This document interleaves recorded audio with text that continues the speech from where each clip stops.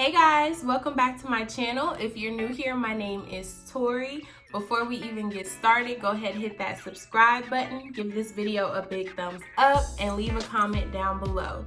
As you guys know, I am doing a 5 Things I Wish I Knew series. So last week I did 5 things I wish I knew before I turned 25.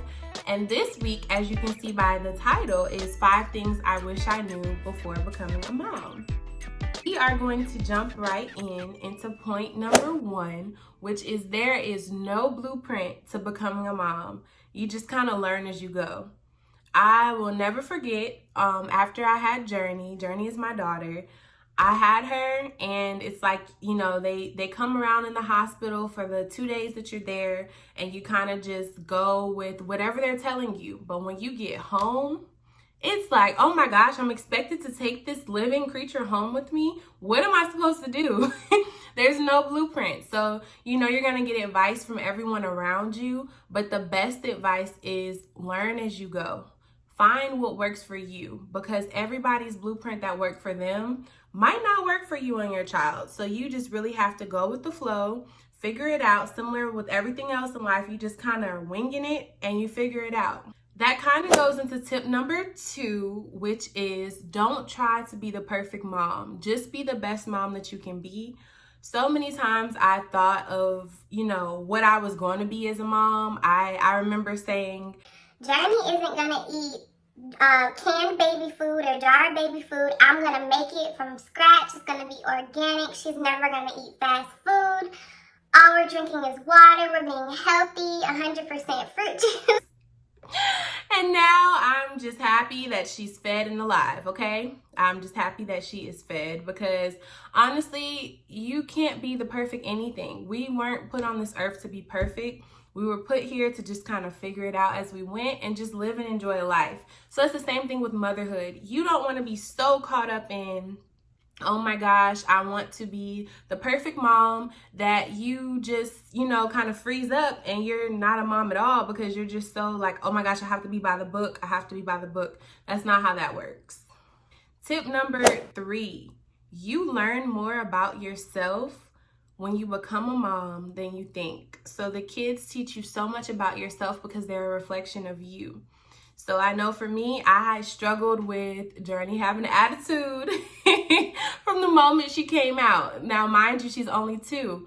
So when she was 1, she was rolling her eyes and we thought something was wrong with her. We took her to the doctor. They said, she might just do that when she's not agreeing with what you're doing, basically having an attitude with you. So, you know, I look at Journey and I'm like, well, she sees me having an attitude and she sees me not getting my way, so I'm getting frustrated, and she's doing the same thing. So really, it teaches you, if you want to raise really good children, you have to work on yourself and you have to become an example of what you want them to be. And also know that just because you are setting that example, they still might not be what you want them to be, and that needs to be okay. Tip number 4. So it is easier to lose yourself than you think. Make sure that you are taking care of yourself, because you can't pour from an empty glass. It's impossible. It's impossible to expect yourself to have everything that you need to give to other people. If you're not even pouring into you, you're not even building you up. You, of course, as a mom, your main focus is your child. Your main focus is their well-being, their happiness. But if you're not happy to provide that for them, then, you know, you can't really do much. So I would suggest making sure you're getting that self-care in. You are just taking the time for yourself. You know, kids will understand, like they feel the vibes that you're giving off. If you're constantly annoyed, they're going to think that they're the problem, which, you know, sometimes they might be the reason that you're feeling down, or they might be the reason that you're just so frustrated and irritated. But you don't want to show them that. You know, we don't ever want our kids to think that they're making us anxious or sad or whatever, because then they're going to internalize that, and that is going to affect them a lot in their future. So just make sure that you are taking time to yourself, allowing yourself to recharge, allowing yourself the time to feel, the time and the space to feel, because you're going to break down some days. And of course, you don't want to break down in front of your kids. So take that time for yourself and then just, you know, re-energize. So tip number 5, guys, please make sure you are giving yourself credit, giving yourself a pat on the back for simply keeping your children fed and alive. Some days that's all you have the energy to do, and that is okay.